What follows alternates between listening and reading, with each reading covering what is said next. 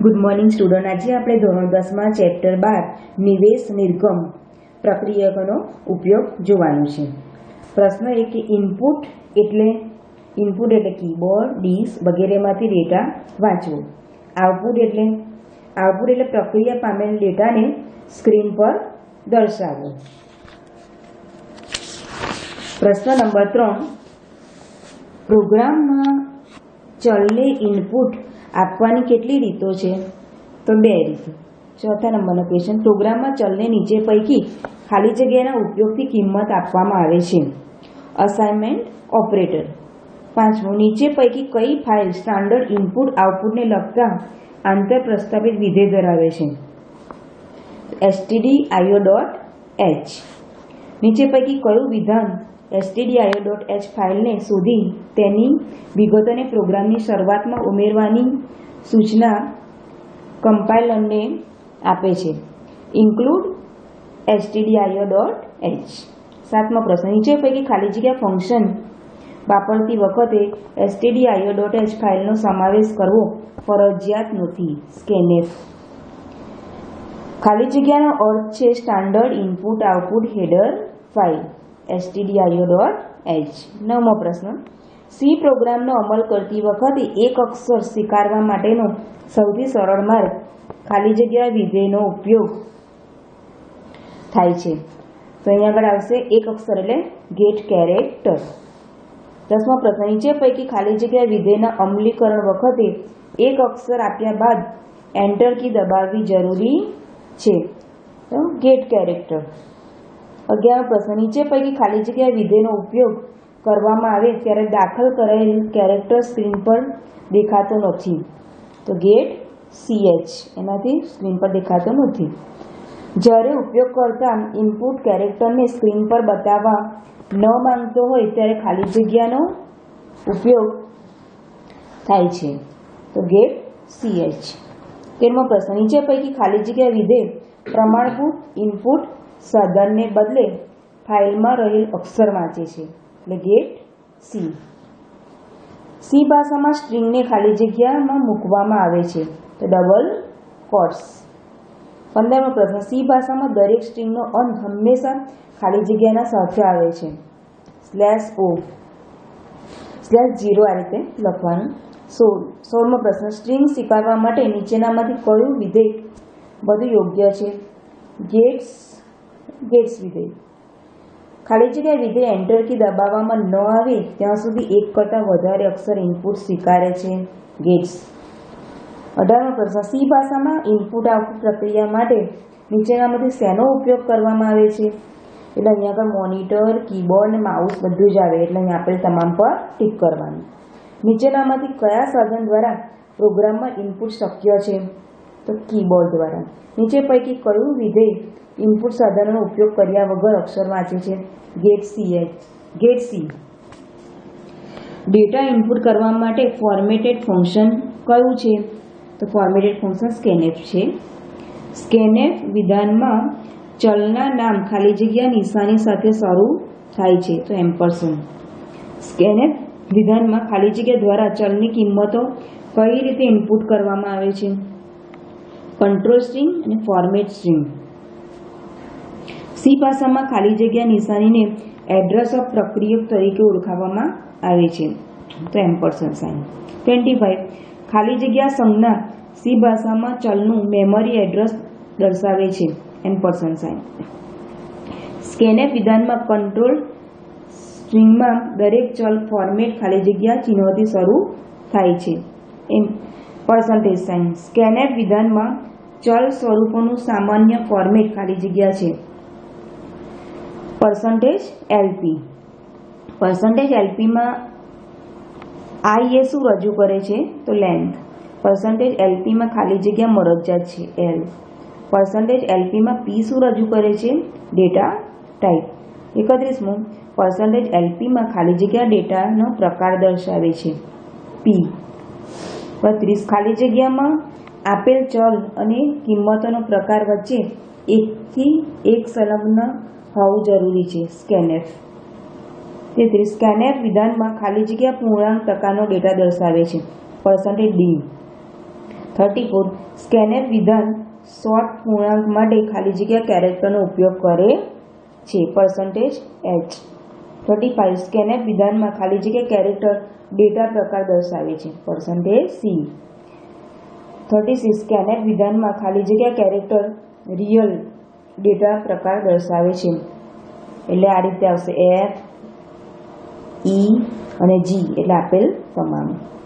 37 scanf વિધાનમાં ખાલી જગ્યા unsign integer data પ્રકાર દર્શાવે છે, એટલે %u. 38 સ્કેનએફ વિધાનમાં %lf ખાલી જગ્યા ડેટા પ્રકાર દર્શાવે છે, એટલે લોંગ, ડબલ, અપૂર્ણાંક. 39 સ્કેનએફ વિધાનમાં %s ખાલી જગ્યા ડેટા પ્રકાર દર્શાવે છે, સ્ટ્રિંગ. 40 સ્કેનએફ વિધાનમાં નીચે પૈકી કયા ચલની આગળ એમ્પરસેન્ડ નિશાની લગાવવાનું હોતું નથી? તો સ્ટ્રિંગમાં એમ્પરસેન્ડ નથી લગાવવાની જરૂર. આગળનો પ્રશ્ન 41 સ્કેનએફ વિધાન લોંગ પૂર્ણાંક માટે ખાલી જગ્યા કેરેક્ટરનો ઉપયોગ કરે છે, %ld. 42 સ્કેનએફ વિધાન અપૂર્ણાંક સંખ્યા માટે ખાલી જગ્યા સંલગ્ન કેરેક્ટરનો ઉપયોગ કરે છે, એટલે આ રીતે આવશે %f, %c, %g, આપેલ પૈકી કોઈ પણ. 43 સ્કેનએફ વિધાનમાં %u કેરેક્ટરનો ઉપયોગ ખાલી જગ્યા માટે કરવામાં આવે છે, અનસાઇન પૂર્ણાંક સંખ્યા. 44 સ્કેનએફ વિધાન %l નો ઉપયોગ ખાલી જગ્યા સંખ્યા માટે કરે છે, ડબલ, લોંગ, અપૂર્ણાંક. 45 scanf %c, %3d, %d, એમ્પરસન a, એમ્પરસન b અને એમ્પરસન c આ વિધાન માટે નીચે પૈકી કયું ઇનપુટ ખોટું છે? તો આ રીતે જે છે a અને 12.45 અને આ જે 23 એ ખોટું છે. કેમ? કારણ કે c એટલે એ કેરેક્ટર બરોબર છે, પછી આ જે છે %3d એટલે આ જે છે એ બરાબર રોંગ છે આ રીતે, કારણ કે 3d છે ને આ રીતે 12 પોઈન્ટ આ રીતે લખ્યું છે એટલે. 46 જો scanf %c, %3d, %2d, એમ્પરસન a, એમ્પરસન b ને એમ્પરસન c વિધાન માટે 2, 4, 3, 5, 6, 7 કિંમત ઇનપુટ કરવામાં આવે તો a, b અને c ની કિંમત કઈ થશે? તો અહીંયા આગળ a ની કિંમત આ રીતે 2 થશે, પછી b ની કિંમત એમ્પરસન b એટલે b ની કિંમત અહીંયા આગળ આ રીતે જે છે આ 43 થશે, અને c ની કિંમત આમાંથી લેશે બરાબર, પહેલી કિંમત 56 અને 2d છે એટલે 56 લેશે. 47 જો scanf %c, %d, એમ્પરસન a, એમ્પરસન b ને એમ્પરસન c આ વિધાન માટે a 75.5 અને 21 માહિતી દાખલ કરવામાં આવે તો abc ની કિંમત કઈ થાય? તો અહીંયા આગળ આ રીતે abc ની કિંમત પહેલો કેરેક્ટર છે એટલે a, બીજું %d છે એટલે 75 વેલ્યુ જે અહીંયા આગળ છે બરાબર, પોઈન્ટવાળી નહીં આવે, અને ત્રીજું c માં પણ અહીંયા આગળ જે છે આ રીતે આવશે થાય બરાબર, એટલે આ રીતે આન્સર આવશે a 75 અને 5. 48 જો સ્કેનએફ %s અને a આ વિધાન માટે computer is my favourite subject માહિતી દાખલ કરવામાં આવે તો ચલ a ની કિંમત કઈ થશે? તો a ની કિંમત એ આ રીતે જે પહેલી છે સ્ટ્રિંગ બરાબર, %s સ્ટ્રિંગ એટલે કમ્પ્યુટર એમ વેલ્યુ લેશે. 49 %s જ્યાં સુધી ન આવે, ખાલી જગ્યા ન આવે ત્યાં સુધી સ્ટ્રિંગ વાંચે છે, એટલે %s એ જ્યાં સુધી ખાલી જગ્યા ન આવે ત્યાં સુધી એ સ્ટ્રિંગ વાંચ્યા કરે છે. 50 %s નો ઉપયોગ કરીને સ્ટ્રિંગ વાંચવામાં આવે ત્યારે અન્ય ચલની જેમ સ્ટ્રિંગ ચલની આગળ ખાલી જગ્યાનો ઉપયોગ થતો નથી, તો અહીંયા આગળ એમ્પરસન સ્ટ્રિંગ હોય તો એમ્પરસનનો ઉપયોગ થતો નથી. 51 સ્કેનએફ વિધેય ખાલી જગ્યાના ઉપયોગ દ્વારા ઇનપુટ સ્ટ્રિંગમાં દર્શાવેલ અક્ષરોનો સ્વીકાર કરે છે, તો અહીંયા આગળ % અને કેરેક્ટર જે દર્શાવેલા હોય એ બતાવે છે. 52 સ્કેનએફ વિધેય ખાલી જગ્યાના ઉપયોગ દ્વારા યાદીમાંનો કોઈ એક કેરેક્ટર આવતા ઇનપુટ પ્રક્રિયાનો અંત લાવે છે, એટલે %c અને આ રીતે અંત લાવવો હોય કોઈ તો આ રીતે કેરેટની સાઇન અને જે કીબોર્ડમાં 6 નંબરે આવે છે એ અને કેરેક્ટર એટલે આ રીતે દર્શાવે છે યાદીમાંનો કોઈ બી કેરેક્ટરનું પ્રક્રિયાનો અંત લાવવો હોય ત્યારે. 53 સી ભાષામાં આઉટપુટ ડિવાઇસ નિર્ધારિત ન હોય તો ખાલી જગ્યાને સ્ટાન્ડર્ડ આઉટપુટ ડિવાઇસ ગણવામાં આવે છે. તો મોનિટરને સ્ટાન્ડર્ડ આઉટપુટ ગણવામાં આવે છે. 54 નીચેનામાંથી કયું આઉટપુટ માટેનું ફંક્શન નથી? તો સ્કેનર એ આઉટપુટ માટેનું ફંક્શન નથી પણ ફોર્મેટેડ માટે છે. 55 ખાલી જગ્યા ફંક્શન એ આઉટપુટ ડિવાઇસ પર એક અક્ષર દર્શાવે છે, એટલે પુટ કેરેક્ટરથી એક અક્ષર દર્શાવે છે. 56 ખાલી જગ્યા ફંક્શન આઉટપુટ ડિવાઇસ પર એકથી વધુ અક્ષરો સ્ટ્રિંગ અથવા એકથી વધુ અક્ષર દર્શાવે છે, તો પુટ્સ. 57 સી ભાષામાં આઉટપુટની જુદી જુદી સંરચના સાથે દર્શાવવા ખાલી જગ્યાનો ઉપયોગ થાય છે, પ્રિન્ટએફ.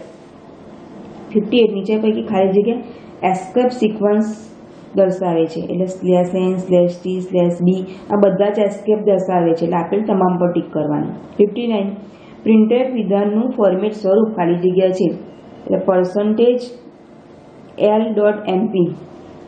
60 પ્રિન્ટએફ વિધાનના ચલ ફોર્મેટના સ્વરૂપ %l.mp માં ખાલી જગ્યાએ કુલ અક્ષરોની સંખ્યા સ્થાનનો નિર્દેશ કરતો પૂર્ણાંક છે, એટલે l.